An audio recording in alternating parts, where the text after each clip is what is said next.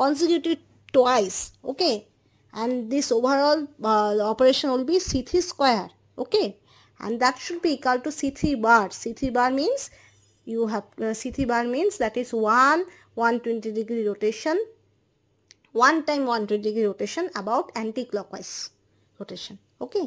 তো একটা হলো তোমার দুবার কনসিকিউটিভ অ্যান্টি ক্লকওয়াইজ রোটেশন করবে, দুবার কনসিকিউটিভ ক্লকওয়াইজ রোটেশন করবে, সেটা যেটা তুমি কনফিগারেশনটা পাবে সেটা ইকুয়াল টু হবে তোমার একবার অ্যান্টি ক্লকওয়াইজ 120 ডিগ্রি রোটেশন করে যেটা হয়, ঠিক আছে, ওকে।